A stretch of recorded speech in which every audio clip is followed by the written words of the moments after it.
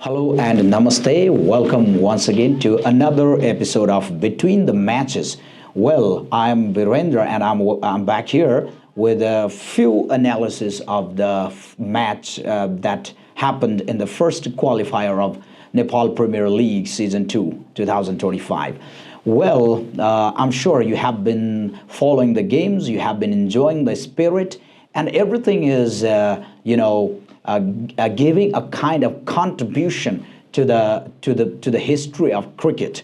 And as we can see, that NPL is becoming more and more successful, and surely it's giving a type of a chance for the future as well. So we all are bolstered, we all are confident, and let's say we all are ready for our future NPL seasons as well. The presence of audience, the courage of players, and the tactics of international players as well. Everything is a very wonderful blend in Nepal Premier League 2025.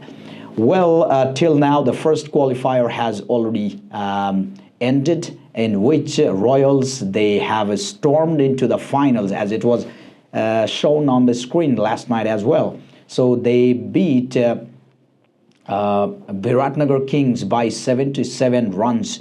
That was unexpectedly a huge gap, and they are into the finals, and now Viratnagar Kings will play the next qualifier against the winner of this eliminator match that is going between Kathmandu Gorkhas and Lumbini Lions. Well, every match is quite important now. They have their own value, and they are giving more pressure, a kind of enthusiasm in the game, and that's looking very wonderful as well.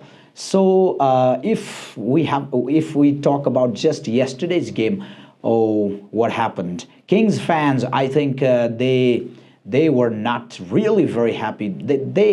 They were heartbroken, in fact, because the match was not as expected. It was not like a big competition as well. Though we know that's qualifier one as a big pressure. It is a game for the final spot.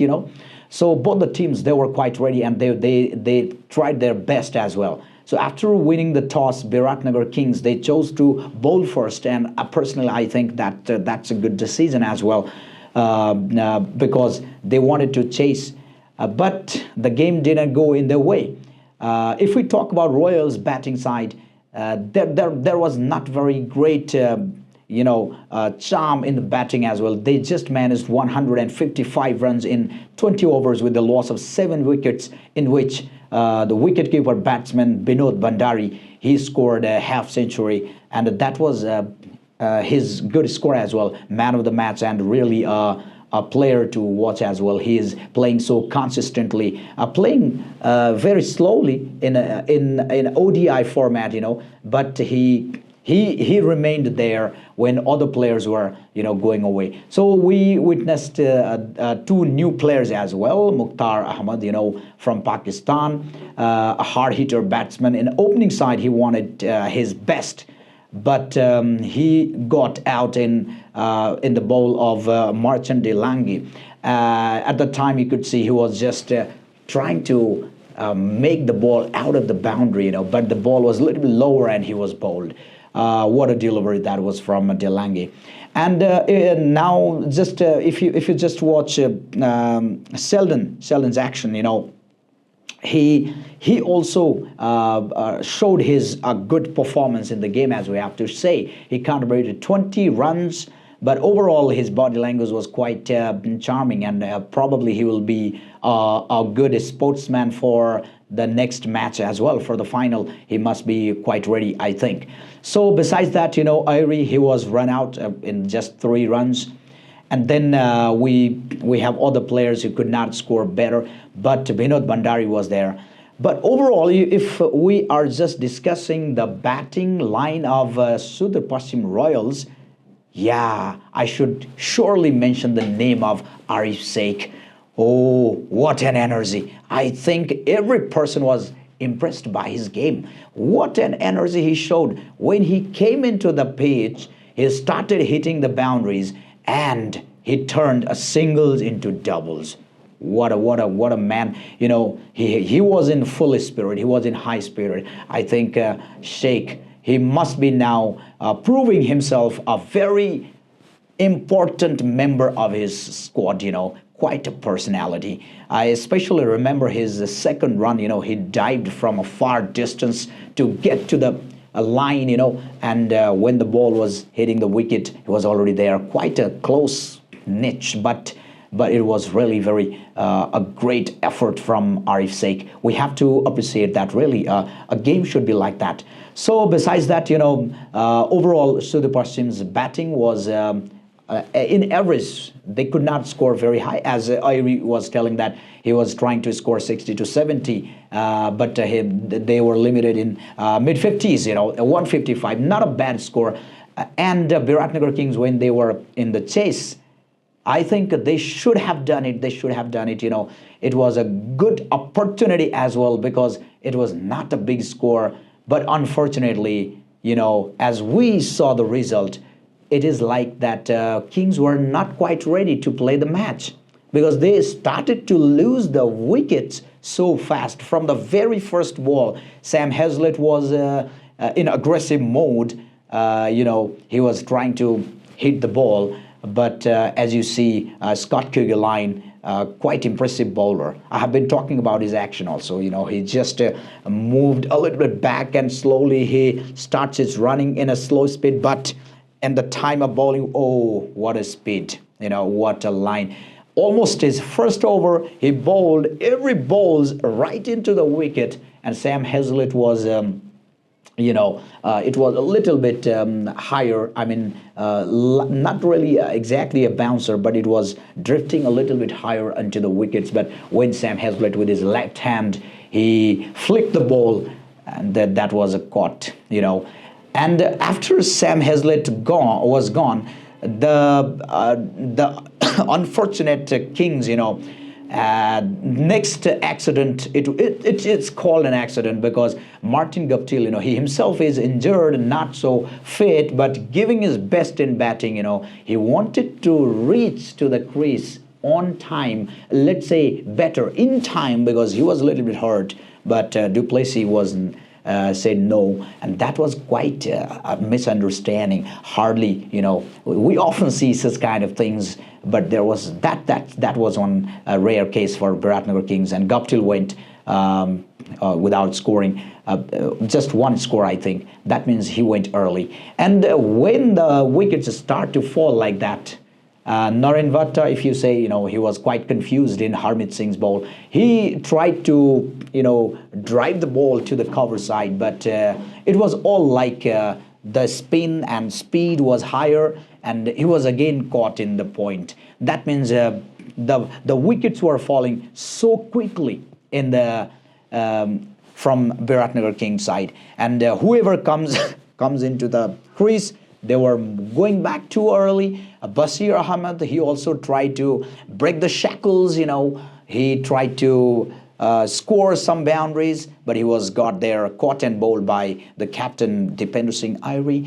That means overall, du Plessis was there for a long time, but most of the players, there was misunderstanding in running later on between Delange and Pratish Jishi as well. So a lot of things happened here, and the Biratnagar Kings, they were all out in about 14 overs, and Royals took the game by 77 runs. So that was the scenario overall. But if you just talk the spirit of the game, well, every player was quite more confident. We should not forget the bowling style of Hemant Dhami as well. He was trying every type of ball. Sometime he was throwing off quarter, some in swing as well, little bit bouncer, Yorker.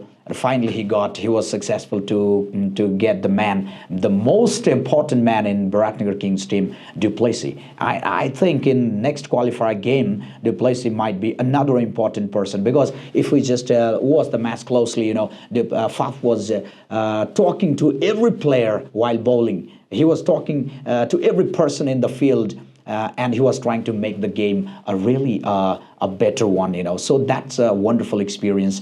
Kings squad, I think the members, everyone, they are very happy to get Faf du Plessis in their team, as he is performing better and he is working as a mentor, a senior person with all his experience. So he is really bringing a kind of great energy in the game. So that's another interesting thing.